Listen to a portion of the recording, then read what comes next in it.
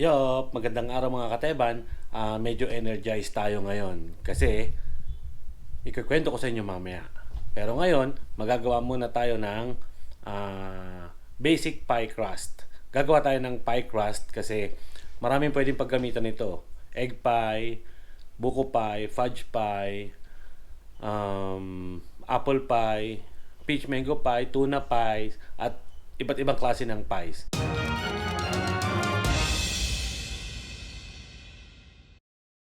Hey, Teban! Yo! Yo! Go!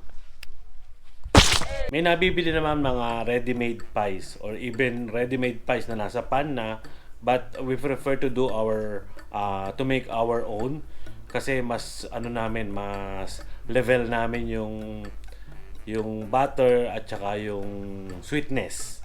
Kaya tara, gawa na tayo ng ating crust. Yup.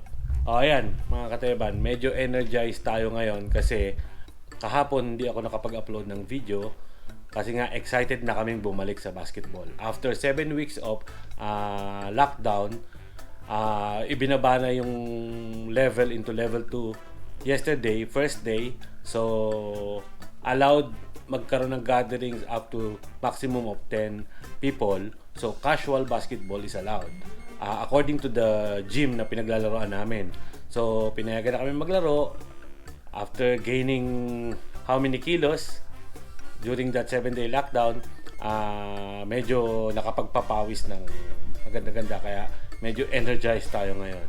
So, eto, umpisahan na natin ang ating crust. Yeoooph!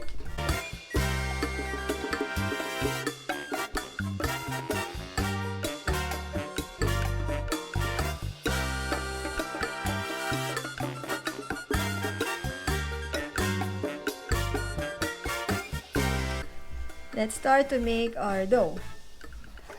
Add the chilled butter. Salt. Sugar. So, hindi siya agad magmi-mix kasi nga chilled yung butter. So, just try to press the butter with the flour. So, ang mangyayari, parang siya, buo-buo na ganyan, no? It should be chilled butter or yung butter na galing talaga siya sa ref. Kaya kailangan i-cut siya into cubes para mas madali siyang i-mix sa flour. So, gawin lang siya paulit-ulit hanggang sa nag-incorporate na siya sa butter. Kaya kailangan natin ng water. Yung water naman ang mag-help para magbuo yung dough. Messy siya gawin, kaya ayaw ni Teban. Ayaw niya nadudumihan ng kanyang mga kamay.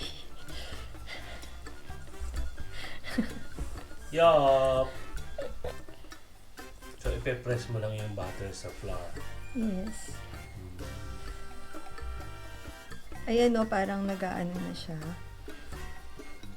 May mga crumbs. Parang nagka-crumbs. Pwede rin pala rin itong gawin kung may food processor kayo. So, just mix everything together. Tapos, i-food processor nyo. Yeah.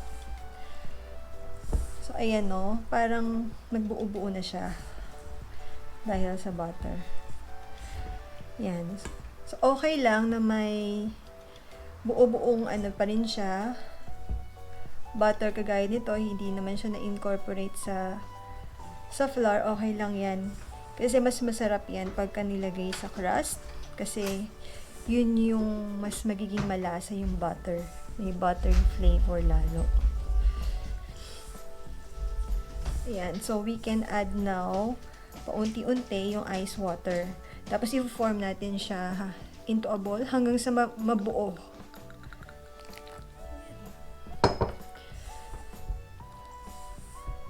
So, kung gagamit kayo ng food processor, ganun din. Unti-unti lang din ng tubig. Baka naman sumobrang paglagay natin ng tubig. Maging batter na siya, hindi na siya dough.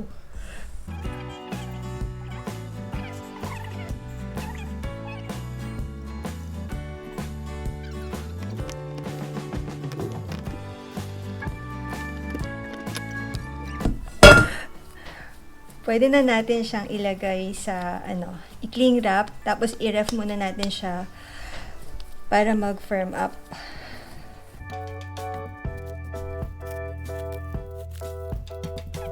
Tapos, i-chill na natin siya sa ref.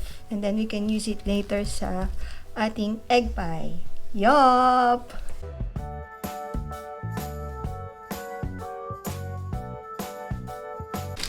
So, ito na yung dough na ginawa natin.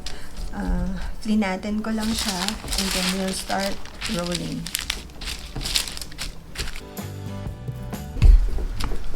Spread lang natin siya. Siguro mga 1/4 inch thick. Or lesser hanggang sa magkasya lang siya dun sa pan natin. So, this is our pan. Nilagyan ko na ng baking paper sa ilalim. Tapos, binudburan ko ng flour para hindi dumikit yung natin, pastry. Yan. So, hindi pa rin siya kasya. Let's continue to roll. Oh, this is a workout.